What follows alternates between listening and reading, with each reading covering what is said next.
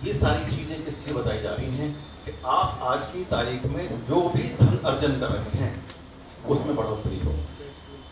आपको दूसरा आदमी आके कहे कि हम इस फोटोग्राफर को काम देना चाहते हैं क्योंकि ये इंटेलिजेंट है, ज़्यादा इंटेलिजेंट तरीके से काम कर रहा है।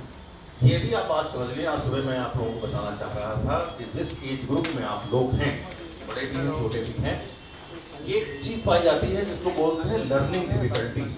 बच्चे को स्कूल में हम डालते हैं वो जल्दी सीख लेता है, लेकिन जब हम जितने वृद्ध होते जाते हैं, जितने बड़े होते जाते हैं, हमारा दिमाग अच्छी बातों को रिजेक्ट करना शुरू कर रहा है। यार तो ऐसे पता नहीं क्या बता, लर्निंग डिफिकल्टी। कितने लोगों को आप रास्ता बताते हैं या आप मोबाइल पे नंबर लिखवा रहे होते हैं कि अच्छा लिखिए, अरे व्हाट्सएप कर दीजिएगा ना, एसएमएस कर दीजिएगा ना, ये लर्निंग डिफिकल्टी का हिस्सा है। तो पेन साथ नहीं रखना, नोट पैड साथ नहीं रखनी।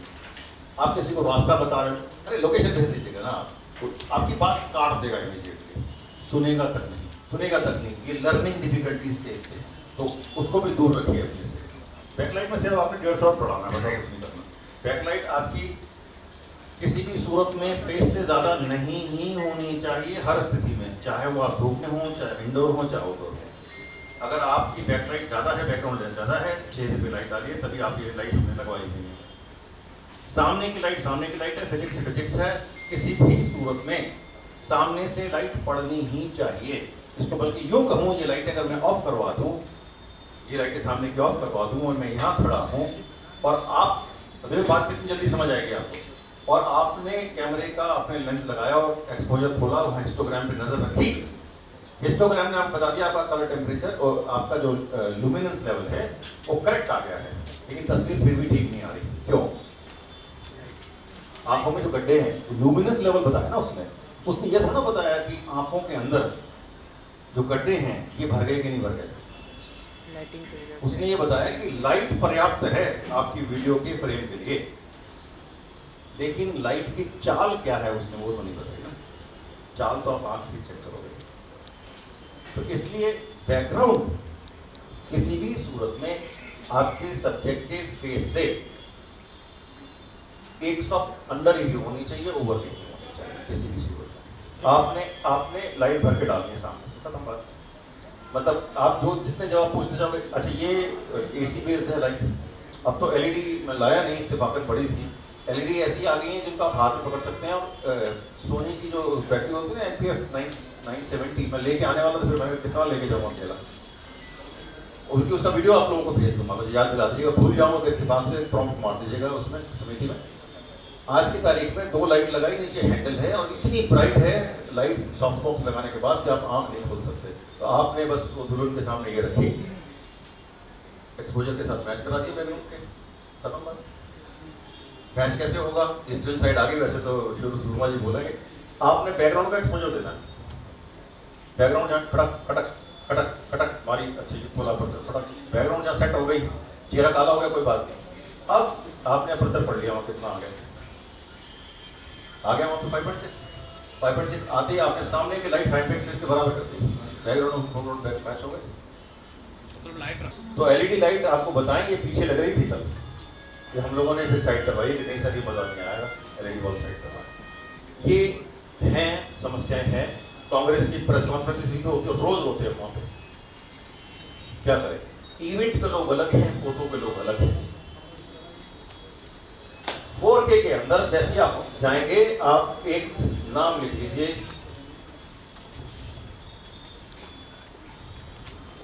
प्रॉक्सी सेटिंग होती है कैमरे के अंदर, इस वीडियो कैमरे में भी है और अपने मिररलेस में भी है, इसमें भी है। प्रॉक्सी आप ऑन कर लेंगे। प्रॉक्सी क्या करती है? प्रॉक्सी 2 फ्रेम बनाएगी, एक उसी कार्ड के अंदर ये 4K का फ्रेम बनाएगी और इसी से एक जुड़ी हुई छोटा फ्रेम बनाएगी वीडियो का, जो कि लगभग HD या तो 720 होगा या HD होगा। इसको थोड़ा समझ लीजिए जरा सा, थोड़ा टेक्निकल है। तो बेसिकली अगर आपने 64 GB का कार्ड डाला है उसकी थोड़ी जगह कम हो जाएगी, क्योंकि मेन पिक्चर जो है आपकी 4K की चलेगी, उसको बोलते हैं हाई रेजोल्यूशन पिक्चर। और उसके साथ में एक और फोल्डर बनेगा, उसके अंदर आपकी HD की फोटो बनेगी, 2 वीडियो बनेगी। एक का रेजोल्यूशन बहुत कम होगा, एक का रेजोल्यूशन पूरा 4K होगा। ये बात समझ आ गई आप लोगों को? इसमें कंफ्यूजन है? 2 फाइलें बनेगी। तो ये मतलब ये आप एक्स्ट्रा फोल्डर आप बना रहे हैं, जरूर आपके कैमरे के कार्ड में ये जगह घेरेगा। कितना? 64 GB 10 मिनट घेर लेगा, 10 मिनट कम हो जाएगा मेन रेजोल्यूशन से। लेकिन ये काम क्या करेगा? ये काम करेगा जब कभी भी आप अपनी वीडियो को प्रीव्यू करना चाहते हैं, देखना चाहते हैं, तो आज तक आप देखते रहे हैं 2 तरीकों से। फोल्डर आया, उसका नाम है प्राइवेट, उसमें आपने डबल क्लिक किया, क्लिप में गए, क्लिप में आई जो भी नंबर लिखा हुआ आया, उसमें क्लिप नंबर 1 पे गए, उसको चलाया VLC के अंदर। तो आप क्लिक करते रहते, कितना समय, आपका समय सबसे ज़्यादा कीमती है। इस वक्त आपको फ़ोन उठाकर बात करनी चाहिए क्लाइंट से कि अगली बुकिंग कब दे रहा है, और वहाँ पे आप अपनी वीडियो ढूंढ रहे हो। ये भी क्लाइंट का ही काम है। होता है आप लोगों के साथ? नहीं होता? परेशान होते हो? इस समस्या का समाधान भी ये करता है, बाकी और तो करता ही है, ये भी करता है। जब आप सॉफ्टवेयर उतारते हैं जो कि फ्री का सॉफ्टवेयर है, मैं ये सिर्फ सोनी के बारे में बता रहा हूँ, कैटलिस्ट ब्राउज CV, मैं आज आप दिखा दूंगा अगर वक्त मिला तो मुझे, अगर आप ज़्यादा बोल ना हुए। कैटलिस्ट ब्राउज फ्री का सॉफ्टवेयर है भाई, पहली बात। दूसरी बात, किसी भी कंप्यूटर पे चलता है, किसी भी। अगर आप मैकबुक एयर में भी डाल दोगे, कमजोर से कमजोर सॉफ्टवेयर उसमें डाल दोगे, ऑफकोर्स उसका ऑपरेटिंग पैरामीटर होता है कि आपके पास विंडोज 10 होना चाहिए वगैरह वगैरह, या आपके पास बड़ा होना चाहिए, तो कम से कम में भी अगर आप डालोगे तो भी आप 4K की फाइल को चला पाओगे सुपर स्मूथ, मक्खन की तरह स्मूथ। आप ये सोच के बैठे हो यार 4K हमने कर रहे हैं, चलाएंगे कैसे इसको? तो ये सॉफ्टवेयर इतना इंटेलिजेंट है जो कि फ्री का सॉफ्टवेयर है। जैसे ही आप इसमें कार्ड डाल के अपने हार्ड डिस्क को देखेंगे, अपने फोल्डर पे पहुंचेंगे, प्राइवेट फोल्डर में पहुंचे और आप प्ले करेंगे, ये आपकी मेन फाइल को नहीं चलाएगा, ये आपकी प्रॉक्सी फाइल को चलाएगा।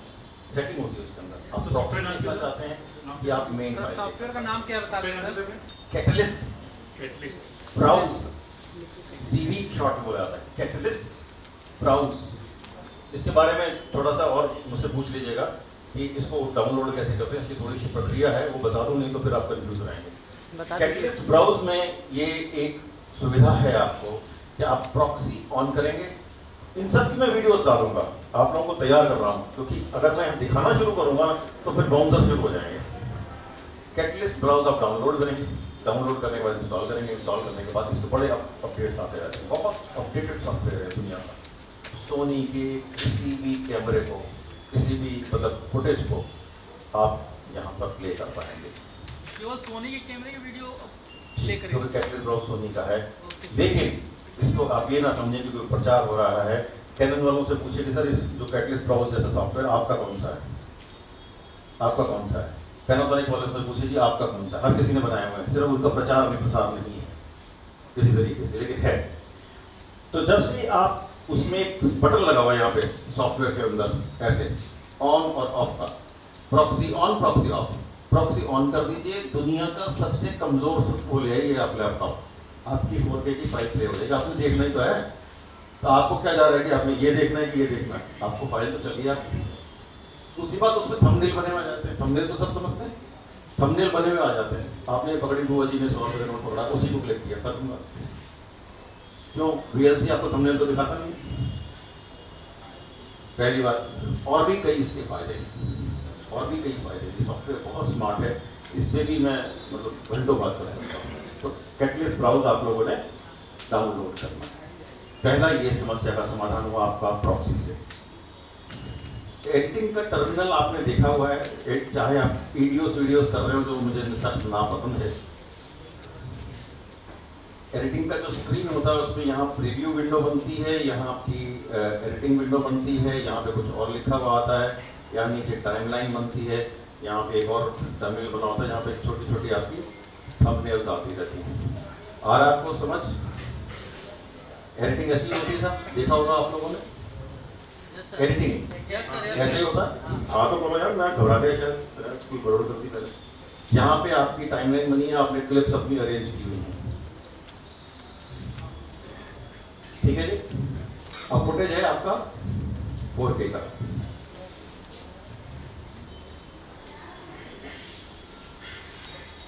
आप जब फुटेज को इंपोर्ट करेंगे या बुलाएंगे एडिटिंग के अंदर, तो पूरा फोल्डर मंगाइएगा। ये जो क्लिप नंबर 1 2 3 4 5 है, इसके ऊपर राइट क्लिक आप करेंगे, जब आपने पूरा फोल्डर मंगाया तब की बात हो रही है। जब इस क्लिप के ऊपर राइट क्लिक करेंगे, इसके अंदर एक ऑप्शन आएगी यहाँ पे खुली हुई, जिसमें एक ऑप्शन आएगी अटैच। अटैच की हिंदी संलग्न। आप कहते हैं ना कि उसकी प्रति मैंने साथ में संलग्न की हुई है, अटैच है, जोड़ना भी हो गया ना। जोड़ना या अटैचमेंट है तो सब ईमेल भेजते हैं, तो मैं काम पुराने जमाने की बातें कर रहा हूँ। तो आपने पिक्चर अटैच कर दिया, आपने ये समझते हैं। आपने इस क्लिप को कहा कि अटैच कर दो प्रॉक्सी, क्लिप नंबर 1 के साथ में इसकी प्रॉक्सी अटैच कर दो। तो ये पूछेगा कहाँ रखी है प्रॉक्सी। आप उसी फोल्डर में जाओगे और उसके अंदर एक जो फोल्डर होगा प्रॉक्सी का, जिसका नाम है सब, SUB। यहाँ तक बात समझ आ गई? नहीं तो ऐसा ना हो कि कॉम्प्लेक्स हो जाए बात। आपने कहा प्रॉक्सी अटैच करो, उसने कहा कहाँ रखी है, बोली जहाँ पे सारी फाइलें रखी हैं क्लिप्स की, साथ में उसमें सब फोल्डर गए। पहला नंबर क्लिप का मैच करता है, जैसे ये क्लिप नंबर 1 है इत्तेफाक से, तो उस प्रॉक्सी की फाइल नंबर भी 1 होगी। आपने कहा जी इस 1 नंबर फाइल को पकड़ लो, बटन दबाया आपने, हाँ यस, और वो आपसे पूछेगा कि अरे भाई सारी फाइलें अटैच कर दूँ क्या? तेज दिमाग है ना इसका, कहा सारी कर दी। तो सारी जितनी क्लिप्स थी आपकी वो अटैच कर दी, एक के साथ एक, दो के साथ दो, दो के साथ तीन, तीन के साथ, क्योंकि एक टर्मिनोलॉजी होती है जिसको बोलते हैं Meta data. Meta data, Meta data का मतलब होता है डेटा अबाउट डेटा, डेटा के बारे में डेटा होना। तो पिक्चर किस तारीख को खींची, कहाँ खींची, कौन सा कैमरा था, क्या नहीं था, सारी कुंडली उसका डेटा हर फ्रेम में लिखा होता है। कौन सा कैमरा था, क्या सीरियल नंबर था, सब कुछ। इसलिए वो गलती नहीं करेगा कि वो कोई दूसरी फाइल लगा दे। यानी कि अगर आप 1 नंबर फाइल पे 2 नंबर फाइल अटैच कर ही नहीं सकते, होगी ही नहीं, क्योंकि मेटा डेटा मैच नहीं करता। वो अपने आप से प्रॉक्सी पकड़ लेगा। प्रॉक्सी अटैच होते ही आप अपनी टाइमलाइन को चेंज कर सकते हैं एडिटिंग के लिए, कि आप प्रॉक्सी की फाइलों के ऊपर बेस्ड एडिटिंग कर लें या हाई रेजोल्यूशन पे कर लें।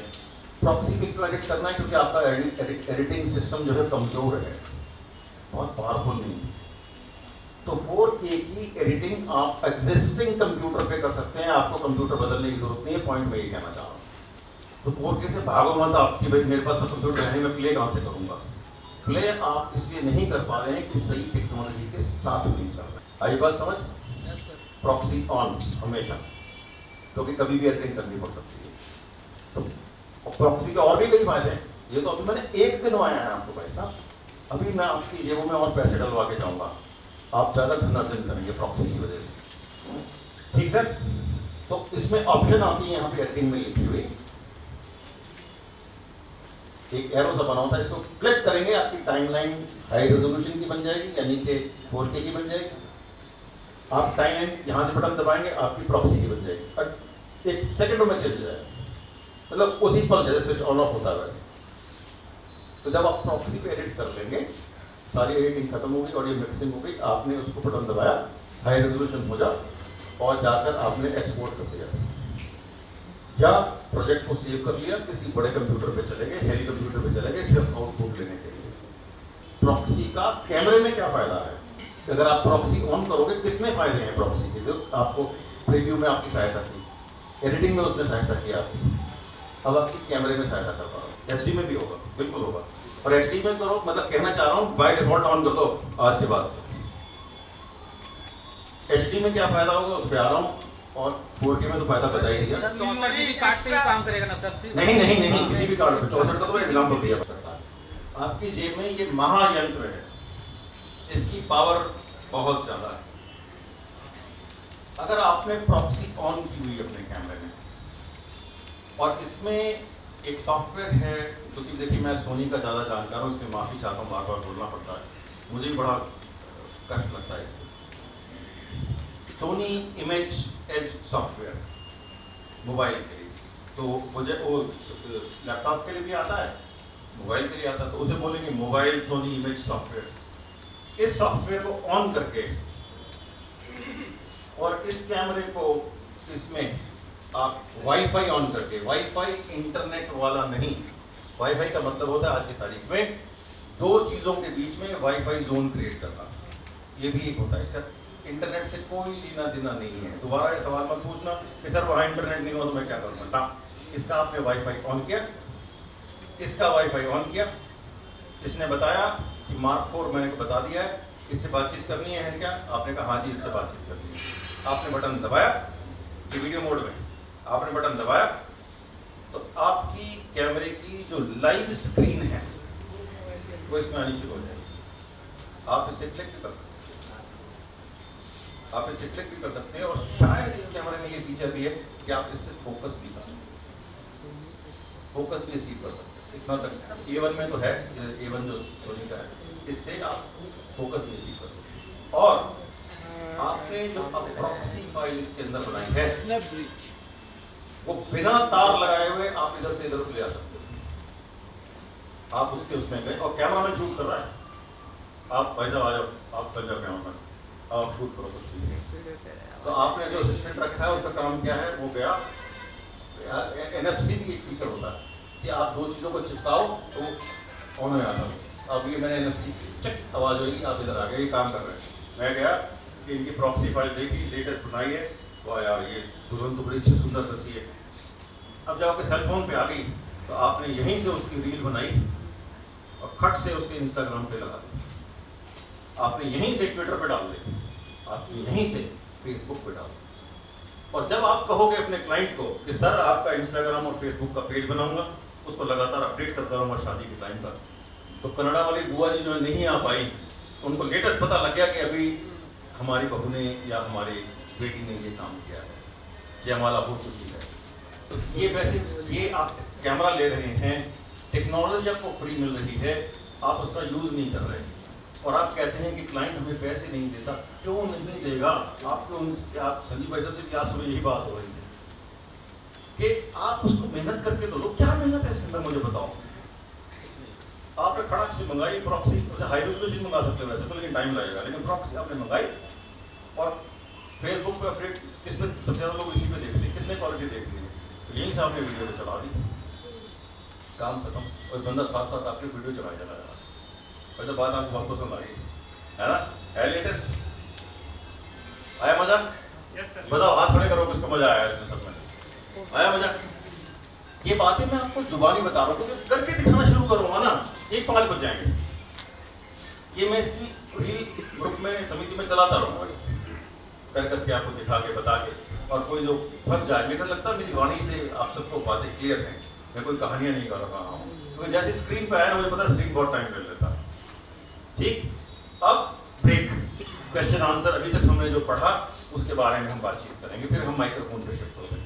सर ये सॉफ्टवेयर का क्या नाम था जो लिंक कराते हैं कैमरे को मोबाइल से?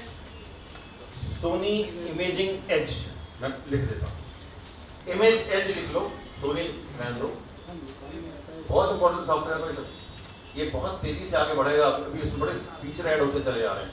अब आप सोचिए, आपने कहा जो फोकस हम तो यहाँ से करते हैं, इससे करने की क्या जरूरत है? अब आपकी कोई ऐसी गैदरिंग है, आपको पूरी एंड तक लेनी है, आपने लड़कों का चढ़े आए, लगा फिल डाउन कर, नीचे कर, राइट कर, पेन कर, पॉइंट, हाँ बस ये रख, रुक जा, यहीं से फोकस कर लिया आपने, फटक इससे देखो उधर नीचे। बारात है, 1000 आदमी की बारात है भाई साहब, आपने दिखानी 1000 आदमी कैसे दिखाओगे? तब तक आप स्टूल पर नहीं चढ़ोगे या कुर्सी पर नहीं चढ़ोगे, गलत का उसके बाद कोई हाथ। अब लड़के में क्योंकि नया लड़का था आपने, सस्ता बढ़िया उत्तम टिकाऊ, तो वो सिर्फ कैमरा पॉइंट कर सकता है, काम नहीं कर सकता, उससे डाउन कर, राइट कर, हाँ बस छोड़ दे, पकड़ कर, कड़क यही बच्चा दबा काम कर। कोई क्वेश्चन अभी तक जो हमने पढ़ा, क्योंकि अब टॉपिक बिल्कुल रिवर्स में चला जाएगा, अब ये ऑडियो की साइड में चला जाएगा। वीडियो की आपको कोई जानना चाहता है क्या कि मिररलेस में और DSLR में कोई फर्क है? क्योंकि पहले पूछते थे लोग सवाल, अब DSLR तो खत्म हो चुका है, तो ये टॉपिक भी धीरे धीरे मैंने खत्म कर दिया है। लेकिन अगर आप पूछना चाहें तो मैं बता दें। ये जो 3 ऑप्शन था, जो पिकिंग और मैग्निफिसेशन और ये निकॉन में कहाँ पर है? हमको इसके बारे में थोड़ा बता, आप अगर वीडियो डाल भी देंगे अगर ग्रुप में, तो इससे पता चल जाएगा सर। जरूर, मैं तो कहा है, मैं डालता हूँ। हम लोग गांव से बिलोंग करते हैं और ज़्यादातर हम लोग पास निकॉन ही है, मैक्सिमम जगह निकॉन। जो हमारा ब्रांड, क्योंकि मैं सोनी के बारे में ज़्यादा जानता हूँ इसलिए बात करता हूँ। निकॉन में मैं ढूंढ लूँगा, मुश्किल ये है कि निकॉन मेरे पास है नहीं, पूछना होगा मुझसे, या अभी देख लेंगे किसके पास हो, तो इसके डिस्प्ले सेटिंग्स में होगा और कहीं डालेंगे सकता, मुझे जबानी दिमाग का पता है। डिस्प्ले सेटिंग्स में आप पीकिंग देखेंगे, पीकिंग। और निकॉन की मैंने आपको, देखो आपने बात की थी कि हमारे मार्क 4 वाले सज्जन कौन है, हाथ खड़ा करें दोबारा से। आपको पता है आपके कैमरे में क्या धुरंधर फीचर है? वो ये कि मार्क 4 में अभी पहला फीचर दिया उन्होंने फेस सॉफ्टनिंग का। मेरा इस पर ऑलरेडी वीडियो है, बिकॉज ऑडियो डाली थी मैंने इस पर। फेस सॉफ्टनिंग, आप जाओ और उसकी आप सेटिंग कर सकते हो कैमरे की, फेस सॉफ्टनिंग। तो जिसकी अगर किसी की इत्तेफाक की बात लड़की पे ज़्यादा उपयुक्त होती है, तो किसी पुरुष के चेहरे पे दाग है, इतना मज़ा नहीं आएगा। किसी के अगर दाग हैं और आप चाहते हो उसको सुंदर बनाना, तो आप उसकी सिर्फ क्या कीजिए, फेस सॉफ्टनिंग कैमरे में ऑन कर दीजिए। अब लोग इस पर फिर वो आर्ग्यूमेंट करते हैं, कमेंट करते हैं, ऐसा भी तो सॉफ्ट, मैं फेसबुक पे भी कर लूँगा। अरे भाई मेरे, फेसबुक किसने देखा है, जो फेसबुक सॉरी फोटोशॉप में कर दूँगा, तो फोटोशॉप किसने देखी? फोटोशॉप तुम रात को जाओगे, डेटा ट्रांसफर करोगे, फिर फोटोशॉप में खोलोगे, तब तक तो बारात कहीं की कहीं पहुँच लेगी भाई साहब, लड़का लड़की हनीमून पे निकल चुके होंगे। LED वॉल बोलेगा तो तुरंत चाहिए पिक्चर। गलत कह रहा हूँ तो बताइए। तो आपने जो फोटो खींची और उसकी स्किन टोन बहुत अच्छी आ गई, बिल्कुल हेममालिनी जैसे, कोई दाग नहीं है चेहरे पे, तो आप तुरंत देख पाओगे ना LED वाले को। स्किन सॉफ्टनिंग फीचर है इसके अंदर, थोड़ा किसी और कैमरे में नहीं है जो बात है। निकॉन में देखिए बड़ी अजीब बात है, इसका एग्जाम्पल देता हूँ, फिर नाम मैं इसलिए लेता हूँ कि लोगों को लगता है फिर कंपनियों में झगड़े शुरू हो जाते हैं, हम है नहीं झगड़े वाले आदमी। निकॉन में शार्पनेस ज़्यादा है, और आप सबको पता है निकॉन के अंदर सेंसर सोनी का लगा हुआ है, every sensor is from Sony. तो देखिए ऑपरेटिंग सॉफ्टवेयर कितनी बड़ी चीज़ है कि एक कंपनी बना रही है ऑपरेटिंग सॉफ्टवेयर कितना ज़बरदस्त, सोनी अपना, और निकॉन उसको फॉलो कर रहा है। और जो फीचर अगर निकॉन में नहीं है तो फीचर कहाँ से आया? सॉफ्टवेयर से तो आया जिसने लिखा, सेंसर वही है। और सेंसर बनाने में बता दो सबसे ज़्यादा रिसर्च होती है, सबसे ज़्यादा पैसे लगते हैं सेंसर के अंदर, सबसे ज़्यादा पैसे सेंसर की टेक्नोलॉजी में लगते हैं। तो कंपनी जो सेंसर बनाई वो क्या सोचते हैं हर कैमरे के अलग बना रही ना, सेंसर वही रहता है, सॉफ्टवेयर बदलता है उसका। ये सोनी का जो 1 इंच सेंसर है, ये इतना कामयाब सेंसर है कि इन्होंने 5 कैमरे वैसे बना दिए इसके ऊपर, और अब ये कारों में लग के आ रहा है और साथ ही सेलफोन में भी लग के आ रहा है। जो कंपनी ने रिसर्च में पैसे खर्च किए वो तो डिफरेंट रिसोर्सेज से निकालेगी ना कहीं से। कितने लोग इंटरेस्टेड हैं इस टॉपिक पे कि HDSLR और मिररलेस में क्या फर्क है? देखिए फिजिक्स जो है, भौतिकी जिसे कहते हैं फिजिक्स, ये इतना कठोर टॉपिक है अपने आप में, इसको समझना जरूरी है। लाइट फिजिक्स के अंदर फिजिक्स को चेंज करना असंभव काम है। आप ये कहते हैं ये कंपनी ऐसा कैमरा क्यों नहीं बना सकती, या ये फीचर इसमें होना चाहिए। आप ये समझिए लेंस बनाना बहुत मुश्किल काम है। जो लोग लेंस बना रहे हैं और जो लोग सेंसर बना रहे हैं, दोनों में हमेशा एक झगड़ा रहता है कंपनियों में। सेंसर वाले तेजी से बना देते हैं कोई चीज़ और लेंस वाले उसको फॉलो कर रहे होते हैं, क्योंकि फिजिक्स है, लाइट कैसे एंटर करेगी लेंस से और जाके इमेज बनाएगी। सेंसर तो तब काम शुरू करेगा ना, पहले वो इमेज तो बनेगी। तो इसलिए कभी अगली बार जब हमने ये अपना सेशन रखा है, कभी मेरे ख्याल से फरवरी के बाद, कभी मार्च अप्रैल में, तब हम लेंस पर बहुत बात करेंगे। लेंस में ऐसा समझा के जाऊंगा आप लोगों को कि आप ये जो डीलर्स होंगे वो भी घबरा जाएंगे, यार किसको बुला लिया हमने, ये कहाँ से बात करने वाला इतना आदमी आ गया कि तो इस बात पे जो मैंने शुरू की है उसमें फिजिक्स आपने समझनी है। फिजिक्स क्या है? ये 45 डिग्री का मिरर है भाई साहब, ये ऊपर जाता है तो यहाँ पे सेंसर लगा हुआ है, ये ऊपर जाएगा तो सेंसर को लाइट मिलेगी, करेक्ट। और दूसरी जगह जो हमारा मिररलेस है उसकी बॉडी पतली है, सेंसर यहाँ है, कोई मिरर ऊपर नहीं जाएगा और ये लाइट उसको सीधी मिल जाएगी लेंस से। दोनों में फर्क क्या है? दोनों में फर्क है डिस्टेंस का, सिर्फ इतना सा फर्क है, डिस्टेंस।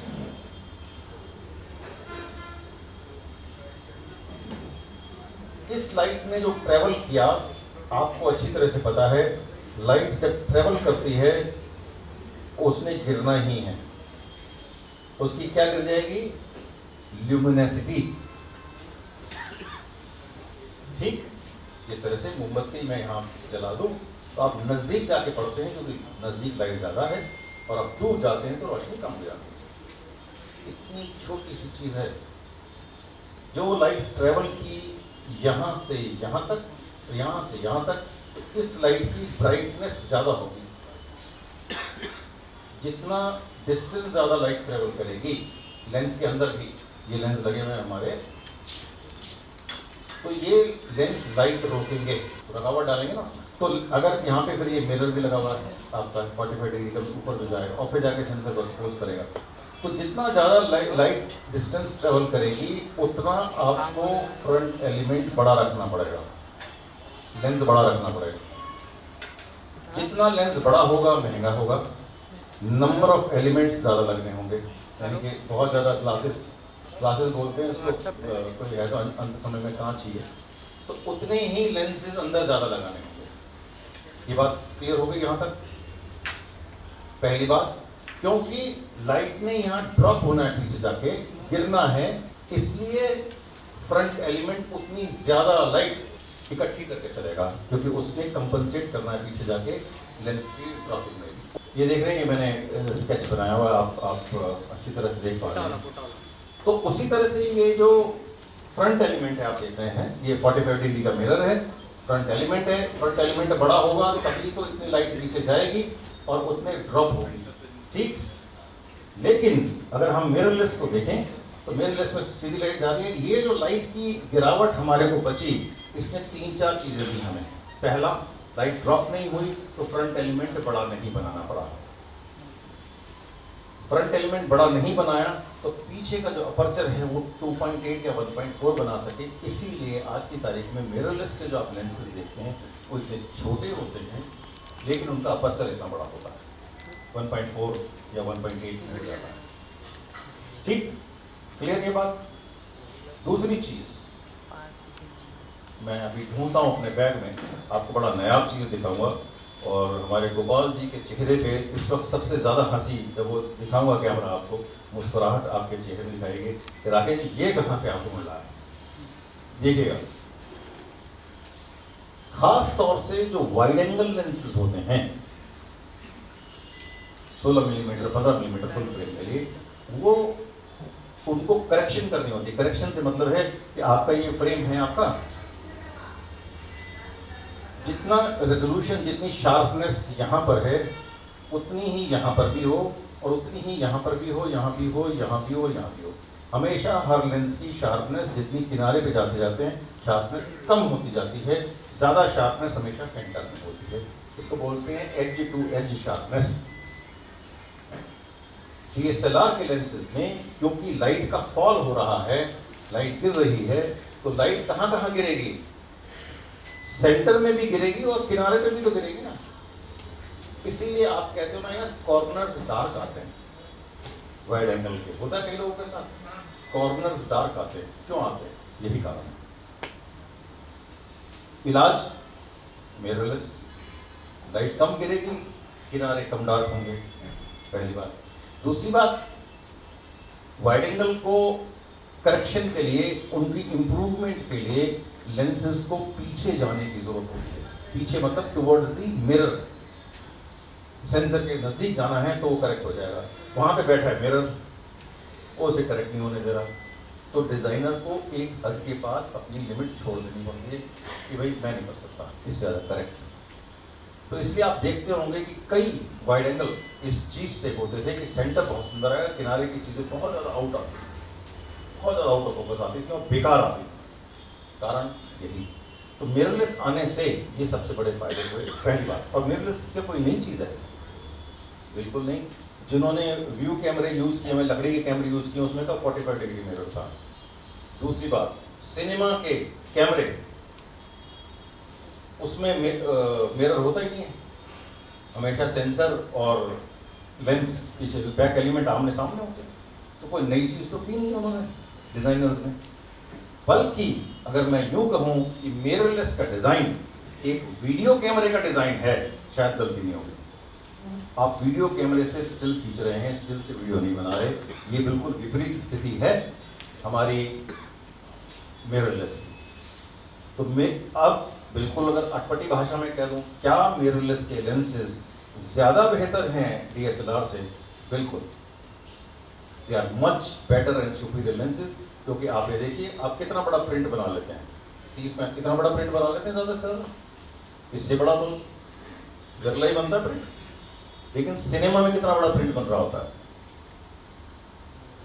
पूरी दीवार जितना बड़ा। तो सिनेमा के लेंसेज ज़्यादा एक्यूरेट होते हैं, कभी उनमें मिरर नहीं होता। और आप ये देखेंगे कि सिनेमा के लेंसेज जो माउंट होता है उससे पीछे भी होते हैं। आप ये सोच सकते हैं कि बल्कि जाके ढूंढिएगा अपने गूगल में, यहीं पे ढूंढ लीजिएगा, लाइका का 21 मिलीमीटर लेंस, 21 मिलीमीटर लेंस लाइका का 21 मिलीमीटर लेंस ऐसा था कि जो उसका माउंट होता है ना, लेंस का जो माउंट होता है, ये आपका लेंस का माउंट है, लेंस तो यहीं खत्म हो जाता है हमेशा, इसके पीछे तो कभी नहीं होता, इसके पीछे तो खाली जगह है, फिर मिरर आ गया और फिर आपका सेंसर आ गया।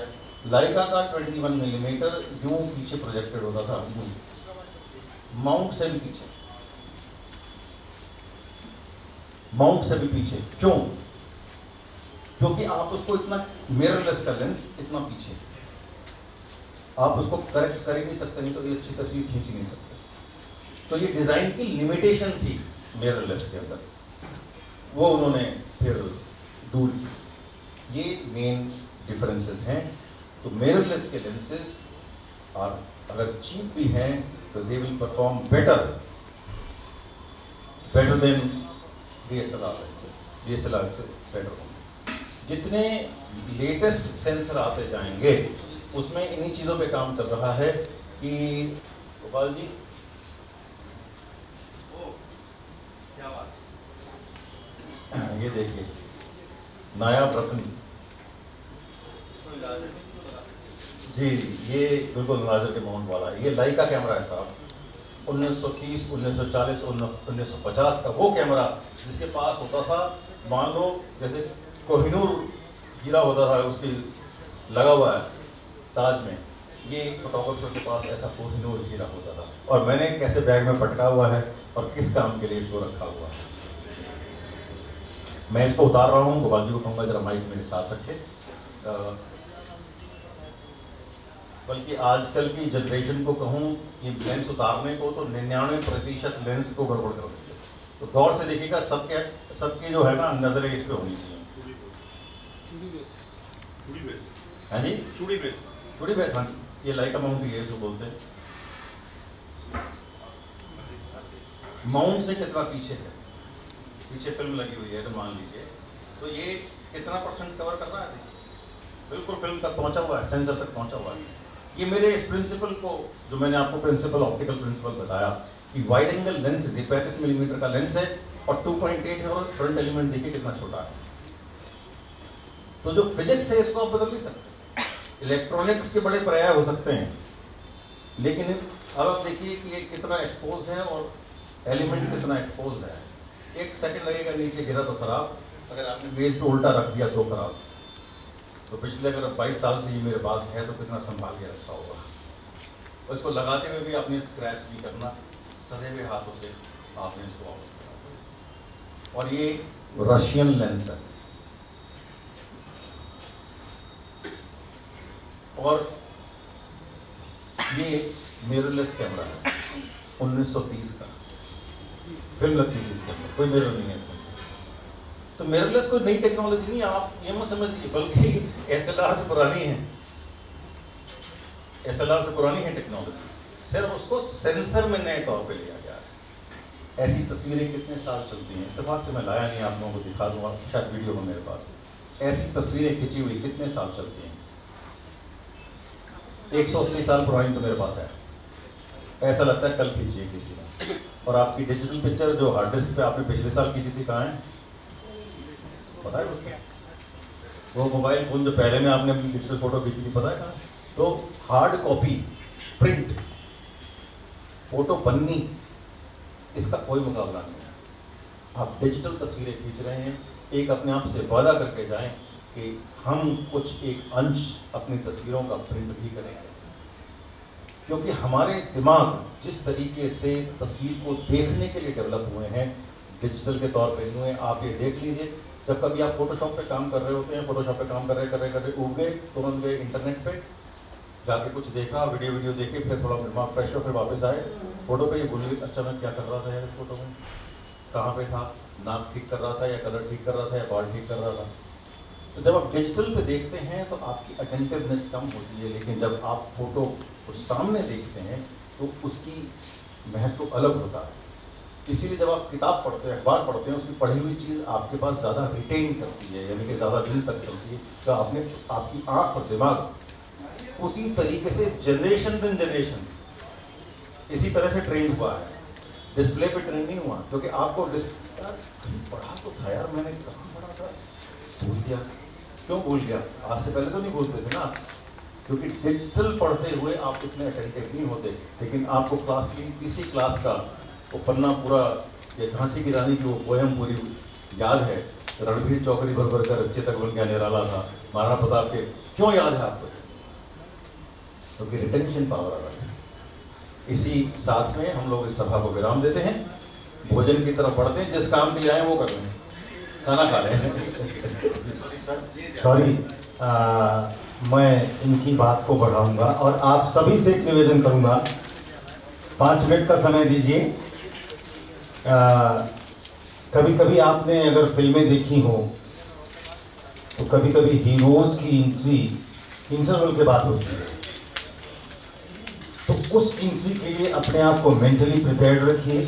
एक चीज मैं इनकी बात को आगे बढ़ाते हुए जरूर कहूँगा, आजकल लोग बड़ा नॉर्मल वे में कहते हैं कि मैं तो फोटो खींच करके पेन ड्राइव में फोटो दे देता हूँ, कस्टमर जाने हमसे क्या लेना देना। तो सोचिए, जिस कभी भी अगर मोबाइल का कैमरा पहला लॉन्च हुआ होगा, जब उसकी फोटो खींची गई होगी, क्या वो इमेज आज आप लोगों के पास सुरक्षित होगी? अपने मन से सोचिए। अगर वो नहीं हो सकती तो आज की 20 साल बाद कहाँ हो सकती है, कल्पना कीजिए। प्रिंट एक ऐसा माध्यम है जो आपके पीछे आने वाली जनरेशन के लिए है।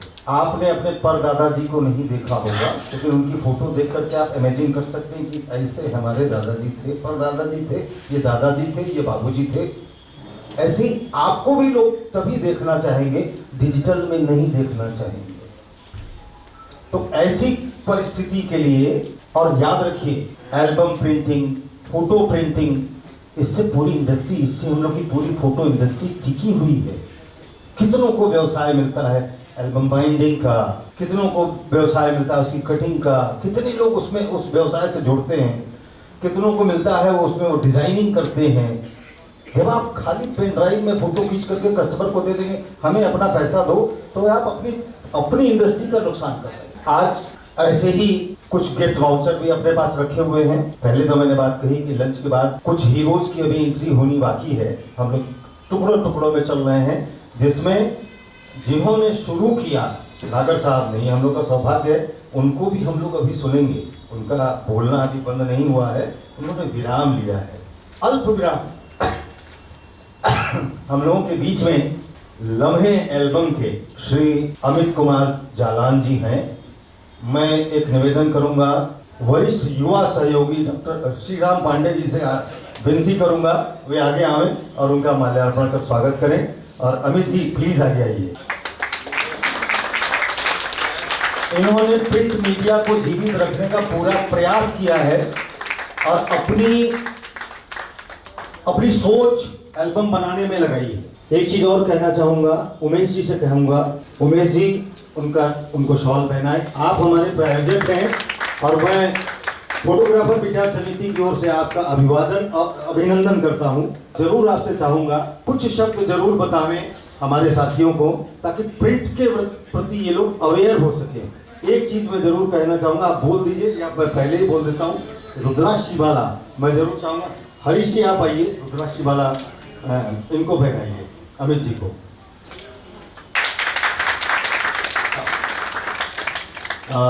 रतीश जी,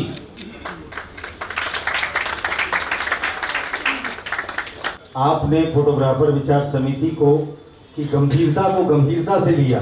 बहुत बहुत आभार, बहुत बहुत धन्यवाद कि हम लोग प्रिंट क्यों करवाएं। नमस्ते दोस्तों, मेरा नाम अमित जलान और मैं वाराणसी में मैक क्रिएशन के नाम से नदेसर पर आप लोगों को लम्हे फोटो बुक की सर्विसेज प्रोवाइड करता हूँ बनारस में। मेरा कहना ये बहुत ज़रूरी अब हो गया है कि जो लोग प्रिंटिंग में अपनी वेरिएशन को देखते हैं, कभी कभी जो 4 कलर प्रिंटिंग और 7 कलर प्रिंटिंग का जो अब इम्पोर्टेंस हो गया है वो इसलिए हो गया है कि 4 कलर प्रिंटिंग में जो वेरिएशंस हो गए हैं वो 7 कलर प्रिंटिंग से काफ़ी कुछ दूर किए जा सकते हैं। उसमें क्या है कि 4 कलर प्रिंटिंग CMYK बेस्ड होती है, जो कि शान मेजेंटा येलो और ब्लैक के बेसिस पे चलती है, और 7 कलर प्रिंटिंग में 3 कलर जो और बढ़ते हैं, CMYK कॉमन होता है 7 कलर में भी, और 7 कलर में 3 कलर जो बढ़ते हैं वो LC, LM, LBK बढ़ता है, लाइट शान, लाइट मेजेंटा।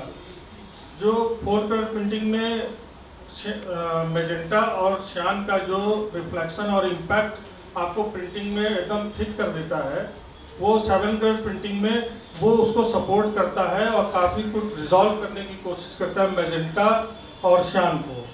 तो और उसका कलर गैमेट इतना ज़्यादा होता है कि प्रिंटिंग में आपको बहुत ही 7 कलर की प्रिंटिंग स्मूथ दिखाई देगी, नो ग्रेन्स होगा, कोई उसमें आपको ग्रेन्स नज़र नहीं आएगा। इसलिए जो भी प्रिंटिंग अगर आप लोग करवाते हैं वो आप 7 कलर की प्रिंटिंग करवाएं, तो आपको प्रिंटिंग में वेरिएशन नज़र नहीं आएगा और आपको एक अच्छा स्मूथ प्रिंट मिलेगा।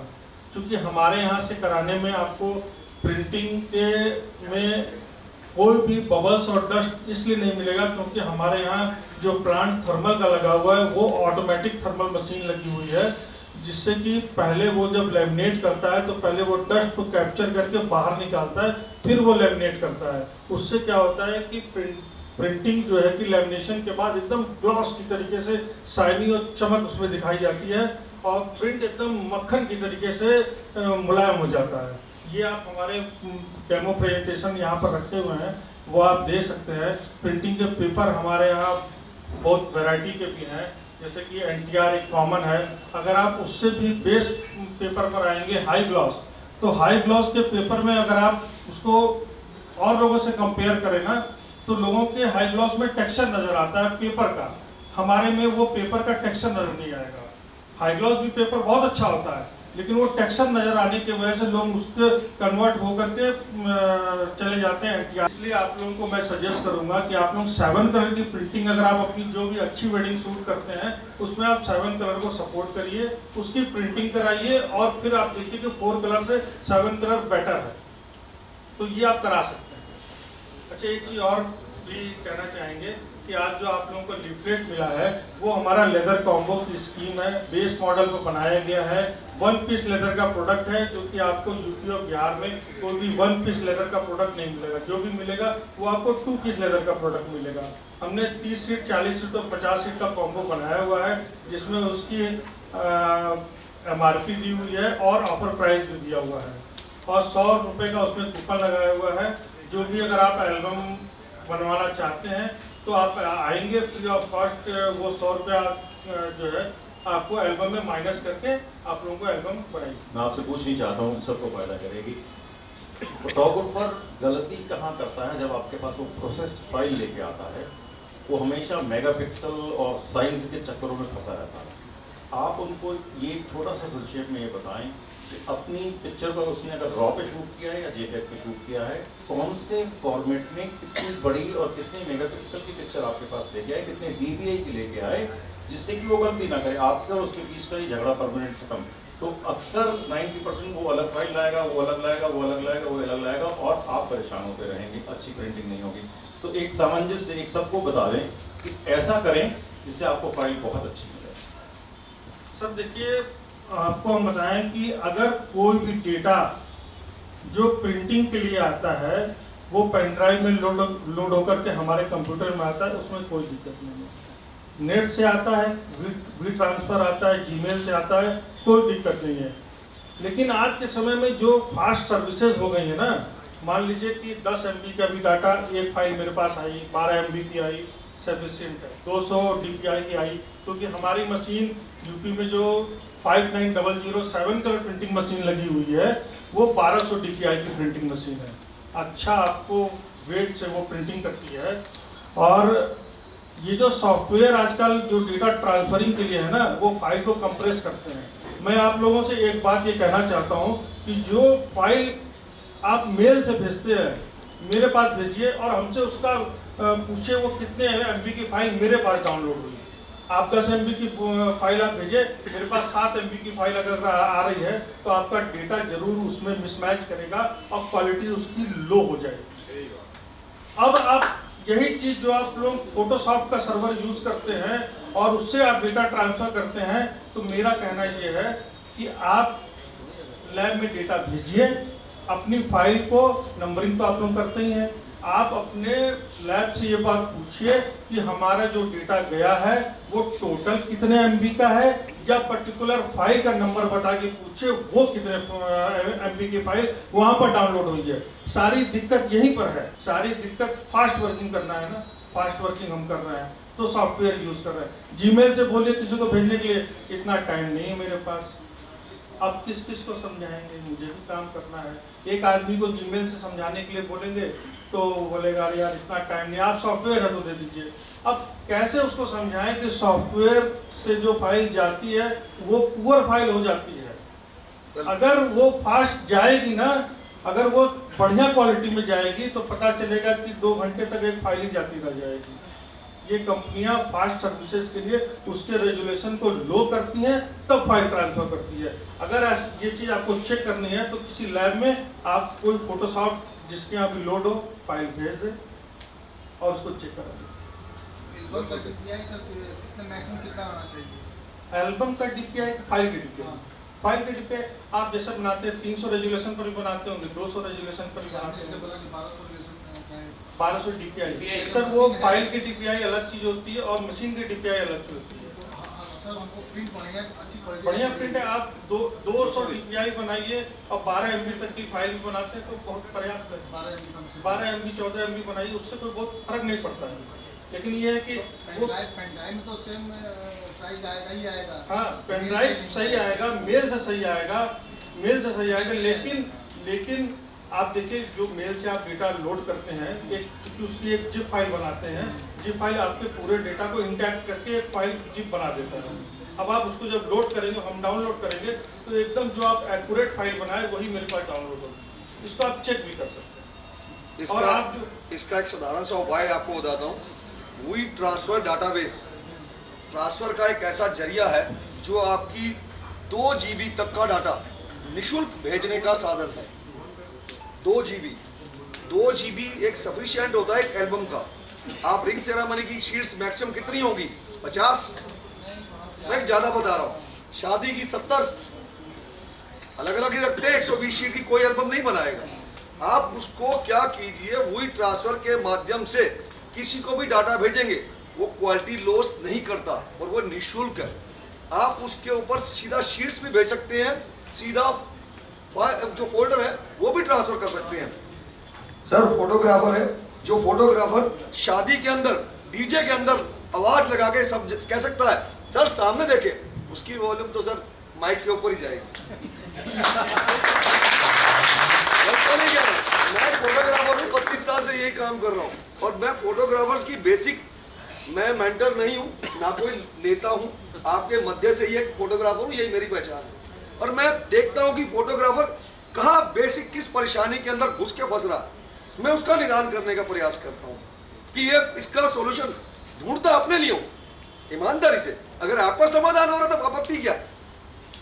आप उस डाटे को वही ट्रांसफर के माध्यम से, जो सर कह रहे हैं गूगल से, गूगल ड्राइव का एक फंडा एक और है, वो कितनी भी आप 50 या 100 फाइलों को भेजते हैं आप, वो पहले ना सारा डाटा को कंप्रेस करता है अपने पास इकट्ठा करेगा, उसकी एक फाइल बनाएगा, फिर वो अपलोड करेगा। वो टाइम ज्यादा लेता है। जब आप उसे अपने पास लेते हैं, वो फिर उस डाटा को कंप्रेस करता है, इकट्ठा करता है, फिर आपके पास देता है, डाउनलोड करते हैं, फिर आप उसको विनरार या जिप फाइल के माध्यम से एक्सट्रैक्ट करते हैं। तो वही ट्रांसफर एक ऐसा बेस है सबसे फास्ट, उसका सर्वर बहुत फास्ट है। और जिन लोगों ने उसका लिंक लिया हुआ है प्रीमियम अकाउंट, वो है लगभग आपका 7-1000 के आसियत ऐसे समथिंग 1 साल का, और वो भी 1 TB का, किसी को जरूरत ज्यादा 2 TB की।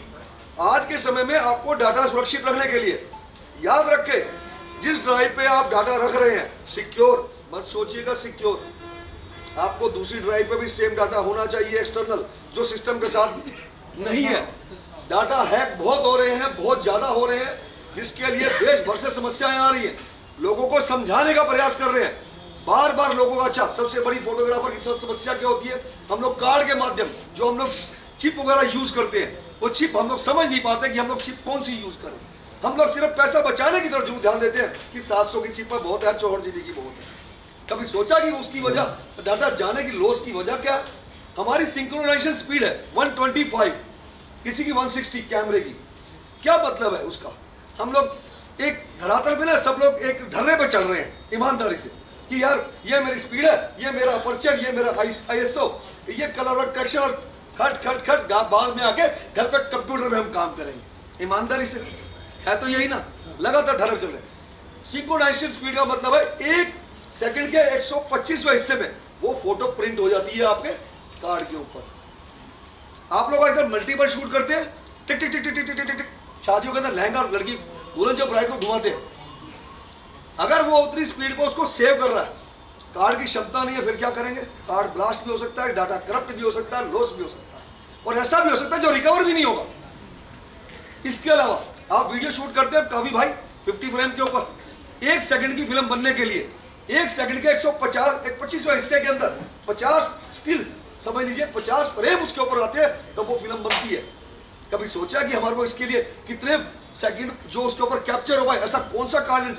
मिनिमम स्पीड वीडियोग्राफर्स के लिए डबल चिप के कार्ड आते हैं, टफ कार्ड बोलते हैं उसको, वो कार्ड यूज करने चाहिए ताकि आप उस दुविधा से बच सके कि आपके जो डाटा है वो सेफ रह सके। ये बहुत जरूरी चीजें हैं जो सर भी बता रहे हैं, बेसिक चीजों को ना समझिए, ये हमारे अपने लिए जरूरी है। हम लोग उसी पुराने उस पर चल रहे हैं। अभी हमारे नागर साहब ने हमें बताया कलर करेक्शन के लिए, यहाँ कुछ सीनियर भी मुझे दिखाई दे रहे हैं सर है। यहाँ पे पुराने कैमरों में जो कैम चलते थे हमारे, कैम कंधे पे लगा के, कितने भाई है जो कैम जिन्होंने यूज किए हैं ईमानदारी से? हैं सर कमाल है। आपको पता है कैमरे का आगे ढक्कन होता था, व्हाइट ढक्कन लगा के उसमें बटन होता था, ऐसे ऐसे ऐसे एक सिंबल होता था, बटन को लाइट की तरफ लॉन्ग प्रेस करते थे और हमारा कलर करेक्शन हो जाता है। अभी सर ने भी यहाँ से पूछा था, हम कलर करेक्शन लाइटिंग की जरूरत होती है, क्या करें? भाई साहब वो सभी के कैमरों में एक मैनुअल व्हाइट बैलेंस का सिस्टम हर एक के बाद DSLR में भी है, आप उसे करके देखें ना। हर वो चीज वो जो पूरा फ्रेम बदल गए, वह आपका मिरर लेस हो गए, लेकिन वो चीजें वही पुरानी चलती आ रही है, काफी चीजें उसी बेस वही है। आप एक बार करके देखें, आपको बहुत सुविधा होगी। और डाटा जो आपको सर बता रहे हैं, प्रिंट होना बहुत जरूरी है। इतना जरूरी हमारे व्यवसाय को बचाने के लिए है कि अगर ये प्रिंट होना खत्म हो गया, लोगों ने पेन ड्राइव में लेना, इसको रखना बंद कर दिया, आपका व्यवसाय भी खत्म है, याद रखिएगा।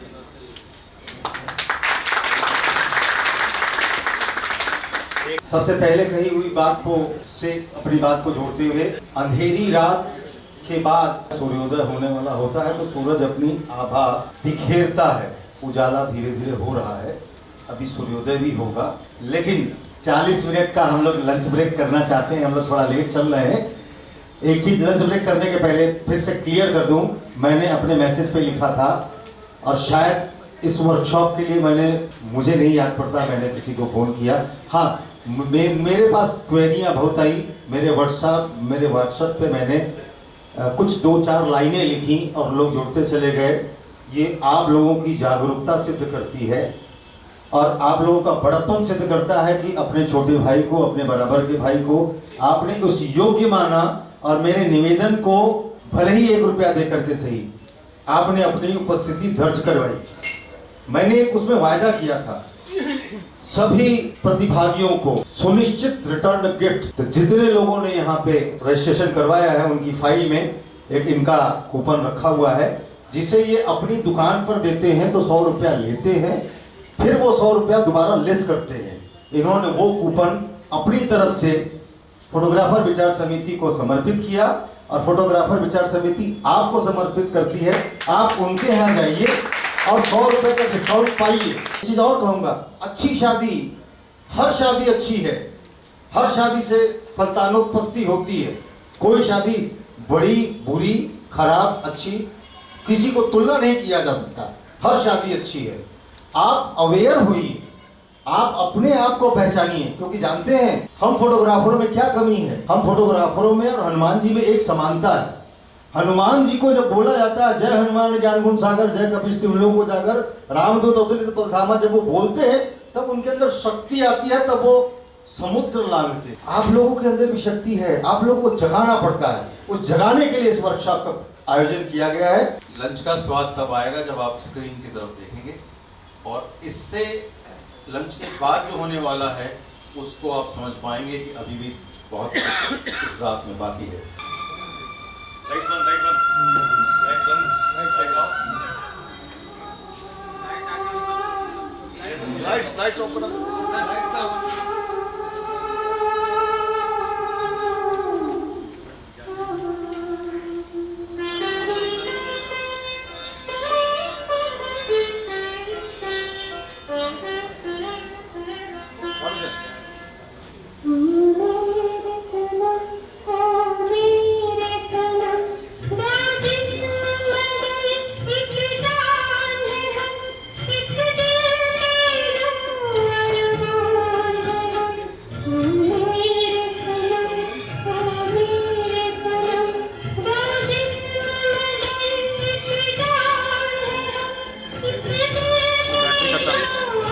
बैटरी खत्म।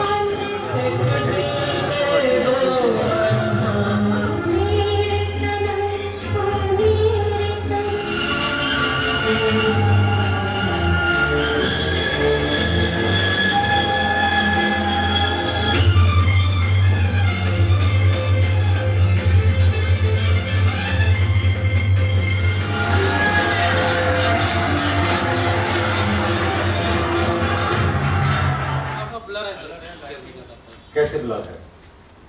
ग्लास के अंदर से देखने को, हाँ जी, ग्लास के अंदर से देखने को, जोर से बोलें।